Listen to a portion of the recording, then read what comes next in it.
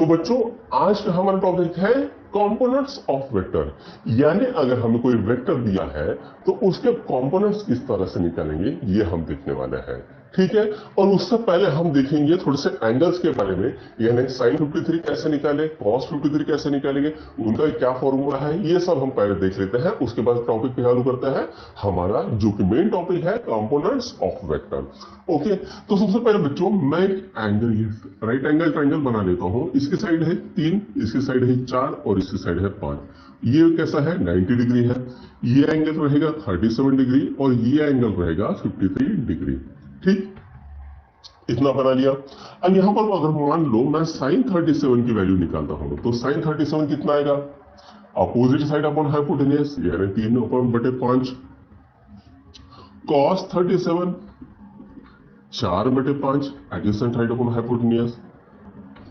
Sign 53 कितना आएगा, opposite side upon hypotenuse 4/5। Cos 53 3/5। अब tan भी निकाल लेते हैं लगे हम। tan 37 is equal to opposite side upon adjacent side यानी 3/4 और tan 53 क्या आएगा, 4/3 आएगा। तो ये तो हो गए एंगल, बहुत इंपॉर्टेंट एंगल है हमारे जेडब्ल्यू और नीट के हिसाब से, राइट। तो बच्चों अभी चालू करते हैं हमारा मेन टॉपिक। तो बच्चों जैसे दो वेक्टर को हम ऐड करते हैं तो हमें एक रिजल्टेंट मिलता है जिसके पास कुछ ना कुछ मैग्नीट्यूड होता है और डायरेक्शन भी होता है। ठीक है, एग्जांपल देख लेते हैं। जैसे ये वेक्टर ए है, इसका मैग्नीट्यूड क्या है, 3 है। ये वेक्टर बी है, इसका मैग्नीट्यूड है 4। दोनों के बीच में एंगल है 90 डिग्री का। अब हमें कहा गया है find resultant vector with magnitude and direction. क्या पूछा गया है, किसी रिजल्टेंट वेक्टर का मैग्नीट्यूड और डायरेक्शन निकालिए जब वेक्टर ए और वेक्टर बी को हम ऐड कर देंगे। तो आइए निकालते हैं। रिजल्टेंट का मैग्नीट्यूड अगर निकालना है तो फॉर्मूला है हमारे पास √a² plus b² plus 2ab cos theta. A की वैल्यू कितनी है बच्चों, 3 है, 3 स्क्वायर, यहां पर 4 square plus 2 into 3 into 4 into cos 90। अब हमें पता है कॉस 90 की वैल्यू कैसे होती है, तो कॉस 90 की वैल्यू 0 होती है। तो ये पूरी की पूरी टर्म 0 हो जाएगी। 3 स्क्वायर 9 प्लस 4 स्क्वायर 16, टोटल हो गया 25 और ये आ जाएगा आपका 5। ठीक, ये आ गया आपका 5। अब इसका डायरेक्शन भी देख लेते हैं। tan alpha is equal to b sin theta upon a plus b cos theta. ये क्या है, फॉर्मूला है। तो यहां से अगर हम फॉर्मूला पुट कर देंगे तो ये हमारे पास क्या आएगा, 4/3 डायरेक्टली आंसर आ जाएगा। tan alpha is equal to 4/3। अब यहां पर देखो 4/3 क्या आएगा, अल्फा की वैल्यू कितनी आएगी, 53 डिग्री है ना। अल्फा की वैल्यू कितनी आएगी, 53 डिग्री। इसको हम यहां पर दिखा सकते हैं। ये हमारा रिजल्टेंट वेक्टर है जिसका मैग्नीट्यूड है 5 और ये एंगल कितना बना रहा है, 53 डिग्री। ठीक, समझ में आ गया। अब मान लो मुझे एक वेक्टर दिया है रिजल्टेंट वेक्टर और बोला गया है कि इसके एक्स एक्सिस और वाई एक्सिस में कंपोनेंट निकालो। यानी जैसे हमने यहां पर क्या किया है, दो वेक्टर्स को ऐड कर दिया है और दो वेक्टर को ऐड करने के बाद हमें एक रिजल्टेंट मिल गया है। अब हम बिल्कुल उसको उल्टा करेंगे कि हमारे पास एक वेक्टर है और उसके दो कंपोनेंट्स निकालने हैं। ठीक, वो भी करके देखते हैं। इसको मिटा देता हूं।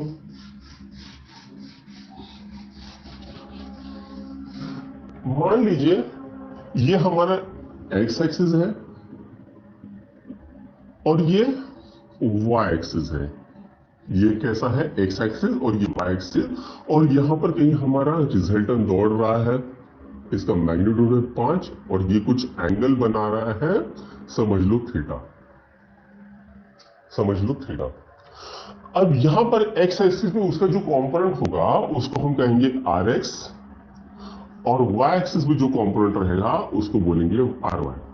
अब ये जो आर एक्स और आर वाई है बच्चों, ये है मैग्नीट्यूड,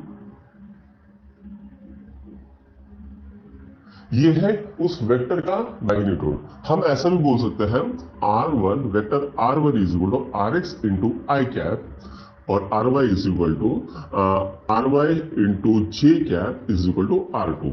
इस तरह से हम बोल सकते हैं। इसके बारे में हम बाद में पढ़ेंगे, है ना। तो अभी तो हम देख लेते हैं कि ये है RX और ये है RY। ठीक, अब हम क्या करेंगे, हमें निकालनी पड़ेगी RX की वैल्यू और RY की वैल्यू, ये हमें निकालनी है। ठीक, तो मैं क्या करूंगा, ये जो RY है इसको यहां पर डाल दूंगा। ये मैंने क्या किया, इसको यहां पर डाल दिया, तो ये आ गया RY और ये आ गया आपका RX। अब यहां पर बच्चों देखो, ये डालना है साइन थीटा, तो साइन थीटा की वैल्यू क्या आ जाएगी, RY upon RY upon R। तो RY क्या आ गया, R साइन थीटा मिल गया हमें, RY is equal to R sine theta. अगर हमें cos थीटा की वैल्यू निकालनी है, cos थीटा क्या हो जाएगा, एडजेसेंट साइड अपॉन हाइपोटेन्यूस यानी RX अपॉन R। तो RX is equal to R cos theta आ जाएगी, RX इज इक्वल टू क्या, R cos थीटा। ठीक, तो ये हमें दो वैल्यूज मिलके आ रही है। तो यहां पर RX इज इक्वल टू क्या हो जाएगा, R cos थीटा और RY क्या हो गया, RY is equal to R sin theta. अब यहां पर देखना बच्चों, ये x एक्सिस है और x एक्सिस से हम थीटा गिन रहे हैं, x एक्सिस से थीटा गिन रहे हैं। तो हमारे पास क्या है, R cos थीटा और RY की वैल्यू कितनी है, R sin थीटा। अगर मान लो ये एंगल अल्फा होता, ये समझ लो एंगल अल्फा होता, उस टाइम पर क्या होता ये भी देख लेंगे, है ना। तो इसके प्रोजेक्शन हम यहां पर लेके जाएंगे, तो ये क्या हो जाएगा, RX। ठीक, अब हमें निकालना है साइन अल्फा। साइन अल्फा क्या हो जाएगा, अपोजिट साइड अपॉन हाइपोटेन्यूस यानी RX अपॉन R। तो RX क्या आ गया, R साइन अल्फा। ठीक है, और cos alpha is equal to RY upon R। तो RY की वैल्यू क्या आ गई, R cos अल्फा। अब यहां पर आपने एक नोटिस किया होगा बच्चों, यहां पर RX की वैल्यू, यहां पर RX की वैल्यू क्या आ गई, R cos थीटा और RY की वैल्यू क्या आ गई, R sin थीटा। ठीक, और यहां पर RX की वैल्यू क्या आ गई, R cos alpha, R sin alpha और RY की वैल्यू क्या आ गई, R cos अल्फा। अब यहां पर देखो, यहां पर RY की वैल्यू R cos अल्फा रही हो और यहां पर RX की वैल्यू R cos थीटा रही है। तो यहां पर अगर आप ऑब्जर्व कर रहे हो, तो यहां से मैंने थीटा गिना है और यहां से मैंने अल्फा गिना है ना। तो जहां से मैं एंगल गिनता हूं वो साइड हमेशा cos में आएगी और दूसरी साइड जो हमेशा साइन में आएगी। तो यहां से मैंने अल्फा गिना, तो यहां पर जो है, जो चिपक के है वो आ गया R cos थीटा और यहां से मैंने एंगल गिना, तो ये क्या आ गया, RY is equal to R cos alpha आ गया और ये साइड कैसे आ गई, RX sin अल्फा आ गई। तो जहां से हम एंगल गिनते हैं वो साइड को हम कहते हैं cos की साइड, वो साइड को हम क्या कहते हैं, cos की साइड। इसको अगर हम और एक तरीके से देखें, तो एक एग्जांपल की मदद से देखते हैं।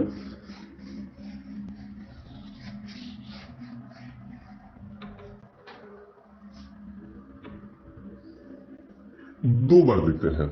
ये मान लो आपका 10 न्यूटन है और ये एंगल 60 डिग्री है, तो ये ऑब्वियसली 30 डिग्री हो जाएगा। ठीक, ये समझ लीजिए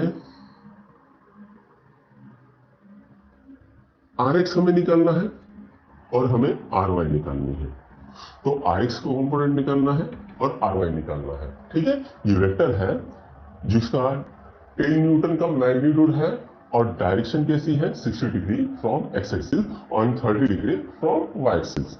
ठीक है, तो यहां पर अगर हम देखेंगे तो ये हमारा RY हो जाएगा।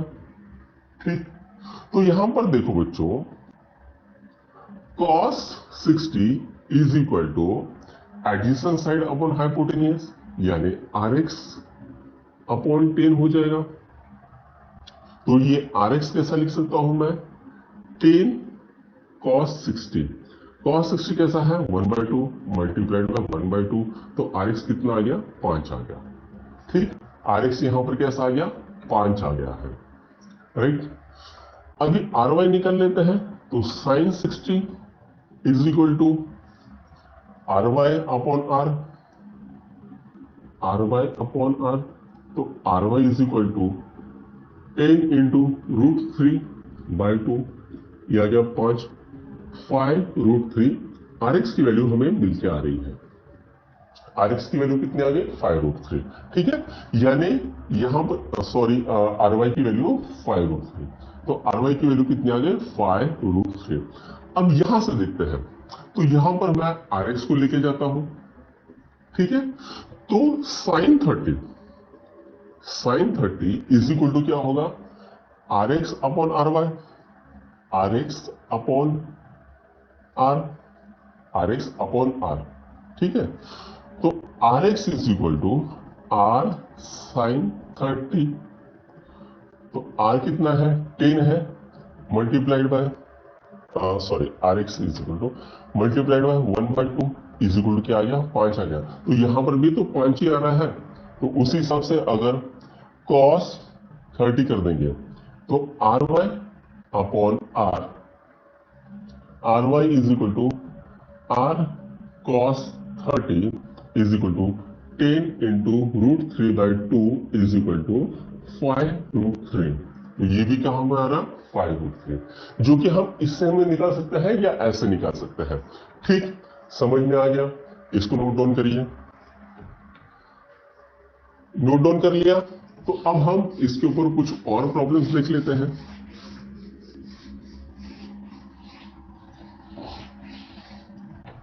तो यहां पर एक बच्चों ब्लॉक है, हमने क्या किया यहां पर एक ब्लॉक रखा है और यहां पर एक फोर्स लग रहा है 10 न्यूटन का, और ये एंगल बना रहा है 37 डिग्री का। ठीक, तो हमें इसके कंपोनेंट्स निकालने हैं एक्स एक्सिस और वाई एक्सिस पे, तो उसको निकाल लेते हैं। तो इसका एफबीडी बना देता हूं, फ्री बॉडी डायग्राम। तो ये एक्स एक्सिस हो गया और ये हो गया उसका वाई एक्सिस, और यहां पर फोर्स है 10 न्यूटन का और ये एंगल है 37 डिग्री का, है ना।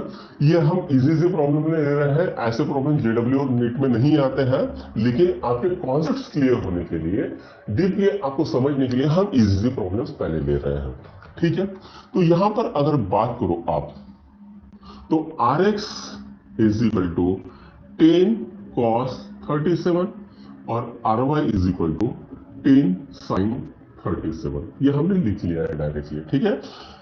RX इज इक्वल क्या था R cos थीटा था, और RY क्या था R sin थीटा था, ठीक। तो यहां पर हमने लिख लिया RX की value, RX is equal to 10 into cos 37 4/5, 8 आ गई, और RY कितना आ गया 10 इंटू 3/5, ये कितना आ गया 6 आ गया। तो RX की वैल्यू कितनी आ गई 8 आ गई, और RY की वैल्यू कितनी आ गई 6 आ गई। तो हम यहां पर लिख सकते हैं 8,6, इस तरह से इसको लिख सकते हैं, ठीक। इसको कैसे लिख सकते हैं 8,6 ऐसा भी लिख सकते हैं, राइट। तो अगर हम दो या दो से ज्यादा उसके कंपोनेंट्स निकालने हैं तो वो भी हम निकाल सकते हैं, ठीक। अब देखते हैं बच्चों थोड़ा सा यूनिट वेक्टर की ओर, है ना। यूनिट वेक्टर क्या होता है,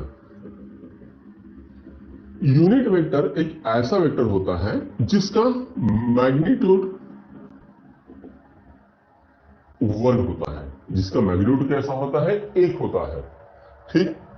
यूनिट वेक्टर ऐसा वेक्टर है जिसका मैग्नीट्यूड कैसा होता है 1 होता है। मान लीजिए हमारे पास वेक्टर ए है, तो वेक्टर ए है तो उसकी में दो चीजें रहेंगी, एक तो रहेगा इसका मैग्नीट्यूड और दूसरा रहेगा इसका डायरेक्शन। तो ये समझ लो इसका मैग्नीट्यूड लिख दिया और ये समझ लो इसका डायरेक्शन लिख दिया, ठीक है। अब यहां पर ए क्या अगर निकालना है तो हम क्या करेंगे, वेक्टर ए अपॉन उसका मैग्नीट्यूड, तो ये क्या मिल जाएगा हमें unit vector along direction of vector A. तो ये क्या मिल गया, यूनिट वेक्टर मिल गया। ए क्या है हमारा यूनिट वेक्टर है अलोंग डायरेक्शन ए। तो ये क्या दर्शा रहा है हमारा ए कैप, ये दर्शा रहा है हमारे यूनिट वेक्टर। अब यहां पर बच्चों हम आई कैप, जे कैप और के कैप क्या होता है वो हम देखेंगे। तो उसके लिए हम एक कार्टेशियन कोऑर्डिनेट सिस्टम निकाल लेते हैं। ये एक्स एक्सिस है, ये वाई एक्सिस है और ये जेड एक्सिस है। ठीक, एक्स एक्सिस में जो भी यूनिट वेक्टर होता है उसको हम दर्शाते हैं आई कैप से। वाई एक्सिस पे जो भी यूनिट वेक्टर होता है उसे हम दर्शाते हैं जे कैप से। जेड एक्सिस पे जो भी यूनिट वेक्टर होता है उसे हम दर्शाते हैं के कैप से। आई कैप क्या है, unit vector along X axis. K क्या है, unit vector along Z axis. और जे कैप क्या है, unit vector along Y axis. ठीक, आई कैप क्या है, unit vector along X axis. J cap क्या है, unit vector along Y axis. और के कैप क्या है, unit vector along Z axis. अगर मान लो कहीं पर ऐसा लिखा हो फाइव आई कैप, है ना, फाइव आई कैप, तो इसका क्या मतलब होता है, इसका मतलब होता है ये, इसको अगर हम तोड़ दें स्केल को, ये 1 2 3 4 और 5, ठीक है, ये 4 और ये मान लो आपका है 5। ठीक, तो ये जो 5 बार यूनिट वेक्टर है, आई कैप प्लस आई कैप प्लस आई कैप प्लस आई कैप प्लस आई कैप, तो 5 बार जब यूनिट वेक्टर को मैं ऐड करूंगा तो हमें मिलेगा 5 आई कैप। यानी यहां पर, यहां से यहां तक एक आई कैप, यहां से यहां तक एक आई कैप, यहां से यहां तक एक आई कैप, यहां से यहां तक एक आई कैप और यहां से यहां तक एक आई कैप। ठीक, तो 5 बार मैं ऐड करता हूं यूनिट वेक्टर को तो मुझे क्या मिल जाता है, 5 आई कैप, है ना। तो यूनिट वेक्टर इसका मैग्नीट्यूड क्या है, 5 है। ठीक है, तो हम इस तरह से इसको दिखा सकते हैं। ठीक, समझ में आ गया। दूसरा हूं 5 जे कैप, 6 जे कैप, 7 जे कैप, 8 के कैप, इस तरह से हम निकाल सकते हैं। ठीक है, तो हमारे ये प्रॉब्लम जो था यहां पर, तो हमने यहां पर निकाला था आर एक्स निकाला था और आर वाई निकाला था। ये 5 था और ये इसका एंगल था 53 डिग्री। ये अभी हमने थोड़ी देर पहले निकाला था। तो इसकी वैल्यू कितने गई थी, 5 आ गई थी और इसकी आ गई थी 5√2 आ गई थी। ठीक है, तो इसको हमने सॉरी इसके आगे थी आर एक्स की वैल्यू आ गई थी 3 और आर वाई की वैल्यू आ गई 4। अब यहां पर ये क्या होगा, 1 2 और 3। ठीक है, ये आई कैप, ये आई कैप, ये आई कैप, तो यहां पर लिख सकता है 3 आई कैप। 3 आई कैप क्यों लिखा, क्योंकि ये एक्स एक्सिस की डायरेक्शन है, इसकी डायरेक्शन कैसी है, एक्स एक्सिस है और इसका मैग्नीट्यूड कैसा है, 1 है। 1 1 1 यानी 3 आई कैप हो गया। यहां पर हम लिखेंगे जे कैप जे कैप जे कैप जे कैप और इसकी डायरेक्शन कैसी है, वाई एक्सिस में है, तो ये हो जाएगा 5 जे कैप। अब हम जो वेक्टर है, वेक्टर आर, इसको हम ऐसे भी लिख सकते हैं 5 i cap sorry 3 i cap plus 4 J cap. हम कैसे लिख सकते हैं, 3 i cap plus 4 J cap, इस तरह से लिख सकते हैं। यानी मैग्नीट्यूड है 3 और डायरेक्शन है एक्स एक्सिस। यहां पर मैग्नीट्यूड है 4 और डायरेक्शन है वाई एक्सिस, यह दर्शाता है। 4 जे कैप क्या दर्शाएगा, यानी ऐसा वेक्टर जिसका मैग्नीट्यूड क्या है, मैग्नीट्यूड है 4 और डायरेक्शन कैसी है, डायरेक्शन है वाई एक्सिस। तो एक बात समझ लो, आई कैप, जे कैप और के कैप ये किस लिए यूज होता है, तो ये डायरेक्शन दर्शाने के लिए यूज होता है। आई कैप, जे कैप और के कैप ये किस लिए यूज होता है, डायरेक्शन दर्शाने के लिए होते हैं।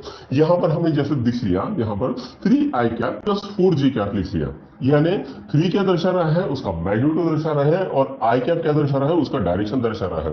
तो 4 क्या दर्शा रहा है, इसका मैग्नीट्यूड दर्शा रहा है और जे कैप क्या दर्शा रहा है, इसका डायरेक्शन दर्शा रहा है। अगर मेरे पास मान लो कुछ क्वेश्चन है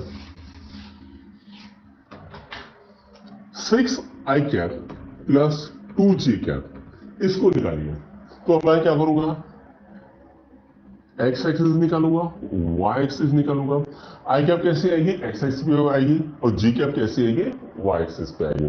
तो 1 2 3 4 5 6 यहां पर कहीं आएगा 6i कैप, 1 2 2j कैप यहां पर आएगा। ठीक है, अब मैं यहां पर एक डब्बा निकाल लेता हूं, ये अपना रेक्टेंगल हो गया। तो जो वेक्टर बनेगा वो वेक्टर ऐसा बनेगा 6,2। ठीक, और यहां पर एंगल है, वो एंगल अगर हमें निकालना है तो क्या होगा, tan alpha is equal to opposite side upon adjacent side. तो ये क्या आएगा, 2/6 आएगा, यानी 1/3 आएगा। तो अल्फा इज इक्वल टू क्या आएगा, tan इनवर्स 1/3। ठीक, ये इस तरह से निकलता है, समझ में आ गया। तो यहां पर हमें क्वेश्चन आ सकता है, find unit vector in the direction of, sorry उससे पहले एक चीज ले लेंगे, है ना। अभी हमें दिया है vector r is equal to 3i cap plus 4j cap, इस तरह से दिया है। अभी इसका मैग्नीट्यूड किस तरह से निकालते हैं हम देखेंगे, मैग्नीट्यूड किस तरह से निकालते हैं वो हम देखेंगे। जो रिजल्टेंट वेक्टर है उसका मैग्नीट्यूड, हमने डायरेक्शन 2 देख लिया था किस तरह से निकालते हैं, इसका मैग्नीट्यूड किस तरह से निकलता है वो देख लेते हैं। तो मैग्नीट्यूड के लिए क्या फॉर्मूला है बच्चों, ये मान लो आई है कैप है और ये आपका जे कैप है, तो दोनों के बीच में एंगल कितना रहेगा, 90 डिग्री का रहेगा। इसका मैग्नीट्यूड क्या है, 3 है, और इसका मैग्नीट्यूड क्या है, 4 है। ठीक है, तो हम फॉर्मूला यूज कर देंगे, vector r is equal to a square plus b square plus 2ab cos theta. तो ए स्क्वायर कितना है, 3, उसका स्क्वायर, ये क्या है, ए स्क्वायर है, ये क्या है, बी स्क्वायर है प्लस 16, और ये दोनों के बीच में एंगल कितना है, 90 डिग्री का, तो ये ऑटोमेटिकली 0 आ जाएगी। तो ये कितना बनेगा, 25, और ये क्या बनेगा, 5 आ जाएगा। तो यहाँ पर जो मैग्नीट्यूड बनेगा वो कैसा बनेगा, इसका मैग्नीट्यूड रहेगा 5, और इसमें एंगल रहेगा, वो एंगल हम tan अल्फा से निकाल सकते हैं। tan alpha is equal to 4/3, 4/3। तो अल्फा क्या आ गया, 4/3, 53 डिग्री, ये क्या आ गया, 53 डिग्री। ठीक, इस तरह से हम निकाल सकते हैं। तो अभी हमने देखा कि अगर मान लो इस तरह से हमें कोई वेक्टर दिया है तो उसका मैग्नीट्यूड किस तरह से निकालें और डायरेक्शन किस तरह से निकालेंगे। ठीक, ओके। तो अभी हमको निकालना है यूनिट वेक्टर। तो अभी हमको क्या निकालना है, यूनिट वेक्टर। तो यूनिट वेक्टर का फॉर्मूला क्या है, यूनिट वेक्टर का फॉर्मूला है r cap is equal to magnitude of vector r, sorry ये फॉर्मूला था, vector r is equal to magnitude of vector r into r cap. तो r cap क्या दर्शाएगा, unit vector along the direction of vector r, vector r upon magnitude of vector r। तो यहां पर क्या है, 3i cap plus 4j cap है, तो यहां पर लिख देंगे 3i cap plus 4j cap, ये हमने लिख दिया है, डिवाइडेड बाय इसका मैग्नीट्यूड क्या होगा, तो मैग्नीट्यूड हमने निकाला था 5, तो ये क्या आएगा 1/5 3i cap plus 4j cap. ये क्या आएगा, इसका unit vector along the direction of vector r। ठीक है, ये क्या आएगा, unit vector along the direction of vector r। ठीक है, तो इस तरह से हमें क्वेश्चन पूछे जाते हैं, find the unit vector along the direction of any vector. तो वो देख लेते हैं। मान लीजिए मेरे पास वेक्टर ए है और वेक्टर ए दिया है हमारे पास 6i cap plus 8j cap. ठीक, अभी हमें निकालना है ए कैप निकालना है। ठीक है, unit vector along direction of vector A, इस तरह से निकालना है। तो फॉर्मूला क्या रहेगा हमारे बच्चों, तो फॉर्मूला रहेगा vector A upon magnitude of vector A. तो ये फॉर्मूला है, ठीक है, तो सबसे पहले वेक्टर ए हमें दिया है 6 आई कैप प्लस 8 जे कैप, ये तो हमें दिया हुआ है। अभी हमें इसका मैग्नीट्यूड निकालना है, तो मैग्नीट्यूड का फॉर्मूला कैसे निकालेंगे? अगर vector a is equal to under root 6 square plus 8 square plus 2 into 6 into 8 into cos 90, दोनों ये आई कैप है यानी एक्स एक्सिस है, ये जी कैप है यानी वाई एक्सिस है, तो दोनों के बीच में एंगल कितना रहेगा? 90 डिग्री का। तो ये टर्म कैंसिल हो जाती है, तो इसको लिखेंगे 36 plus 64 is equal to root 100 is equal to 10 divided by 10 आ जाएगा। अच्छा, और एक चीज बच्चों, जब यहाँ पर आई कैप और जे कैप लिखा हो तो इनका मैग्नीट्यूड जो आएगा वो, अगर आप मैग्नीट्यूड की बात करो तो आप डायरेक्टली पुट कर सकते हो ए एक्स स्क्वायर प्लस ए वाई स्क्वायर। ठीक है, ए एक्स स्क्वायर क्या है? ए एक्स स्क्वायर क्या है? तो ये 6 आएगा, ए वाई क्या आएगा? 8 आएगा। ठीक है, इतना समझ में आएगा। ए एक्स लिखो, आर एक्स लिखो, आर वाई लिखो, है ना, तो आप मर्जी लिख सकते हो। ठीक, तो अभी इसके ऊपर प्रॉब्लम्स कर लेते हैं।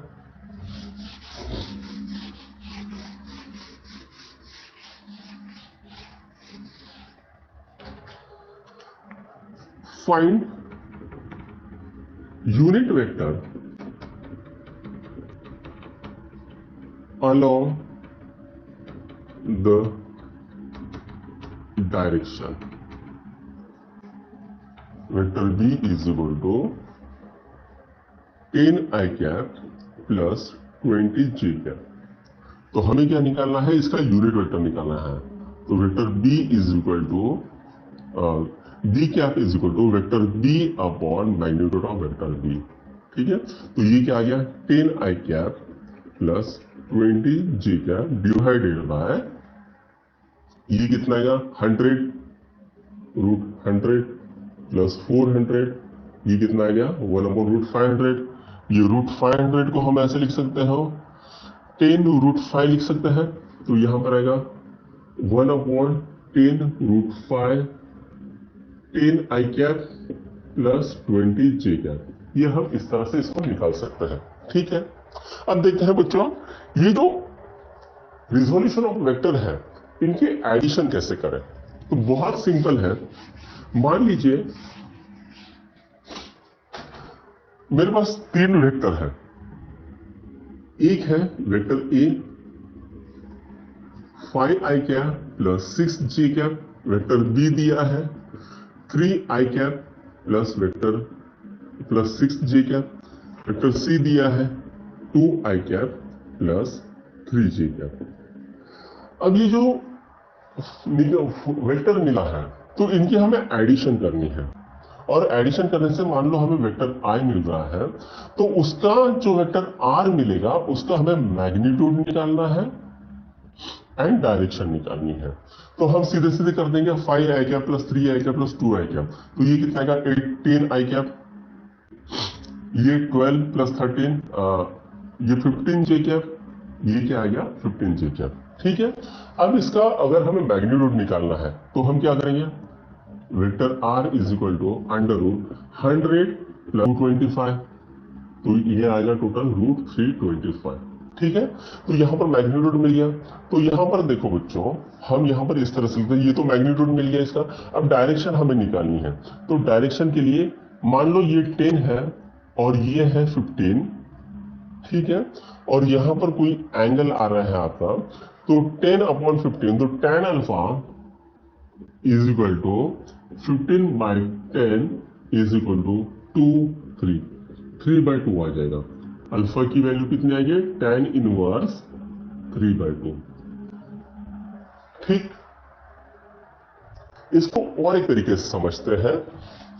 मान लीजिए मेरे पास कोई फोर्स दिया है ना, मेरे पास क्या है? कोई फोर्स दिया है, ये इस तरह से कोई ब्लॉक है, ब्लॉक के ऊपर फोर्स लग रहा है। ठीक है, एक्स एक्सिस में लग रहा है 10 आई कैप, वाई एक्सिस में लग रहा है 15 जे कैप, इस एक्सिस पे लग रहा है 3 i cap plus 4 J cap, यहां पर एक फोर्स लग रहा है 2 आई कैप, यहां पर एक फोर्स लग रहा है 5 जे कैप, ये इतने फोर्सेस लग रहे हैं, तो हमें निकालना है कि नेट फोर्स जो होगा उसका मैग्नीट्यूड बताइए एंड डायरेक्शन बताइए। उसका क्या बताइए? मैग्नीट्यूड बताइए एंड डायरेक्शन बताइए। एक फोर्स लग गया, दूसरा फोर्स लग गया, तीसरा फोर्स लग गया, चौथा फोर्स लग गया, 5 फोर्स लग गया। तो 5 फोर्स हमने यहां पर लगाया, तो जो नेट फोर्स होगा इन सभी के एडिशन करके उसका मैग्नीट्यूड कहां पर होगा और डायरेक्शन कहां पर होगा, ये हमें निकालनी है। ठीक है, अब यहां पर देखो बच्चों, ये नीचे के साइड में है। ठीक है, पहले इसको पकड़ लेते हैं, इसको नाम देते हैं वेक्टर ए। वेक्टर ए कैसा है? 10 आई कैप। अब देखते हैं वेक्टर बी। वेक्टर बी कैसा है? 3 i cap plus 4 J cap. ठीक है, अब यहां पर है वेक्टर सी, ये क्या है? 15 जे कैप। अब वेक्टर डी, ठीक है, वेक्टर डी कैसा है? एक्स डायरेक्शन इस साइड में है, इसलिए -2 आई कैप आएगा। और वेक्टर ई ये कैसा आएगा? नीचे के साइड में है ना, इसलिए -5 जे कैप। ठीक, इनको सभी को ऐड कर देते हैं। सबसे पहले आई कैप आई कैप आई कैप ऐड कर देंगे। 10 और 3 13, 13 में से 2 गए, कितने रहेंगे? 11। तो ये 11 आई कैप। ठीक है, उसके बाद 4 और 5 19, और 19 में से 5 गए 14 प्लस 14 जी कैप। ये आ रहा है आपका नेट फोर्स। ये क्या आएगा? आपका नेट फोर्स। ठीक है, अब यहां पर ये नेट फोर्स है, तो इसकी डायरेक्शन निकालनी है। तो ये आएगा 11 आई कैप इस साइड में, ये आएगा 14 जे कैप इस साइड में। तो यहां पर ये हम इस तरह से स्क्वायर बना लेंगे, और ये क्या दर्शाएगा? इसका डायरेक्शन दर्शाएगा, और ये इसका मैग्नीट्यूड दर्शाएगा। तो अब इसका मैग्नीट्यूड निकालना है, तो मैग्नीट्यूड कैसे निकालेंगे? √11 square plus 14 square is equal to निकल जाएगा। इसको आप निकाल सकते हो, निकाल लीजिएगा। ठीक है, अब इसका अगर डायरेक्शन की बात करें तो tan alpha is equal to 14 divide by 11। तो alpha is equal to tan inverse 14/11। तो ये आपका रिजल्टेंट जो नेट फोर्स है उसका मैग्नीट्यूड भी निकल गया और डायरेक्शन भी निकल गया। ठीक है, तो आज के लिए बच्चों यहीं पर रुकता है। अगले लेक्चर में हम कुछ और पढ़ेंगे, तब तक के लिए शुक्रिया।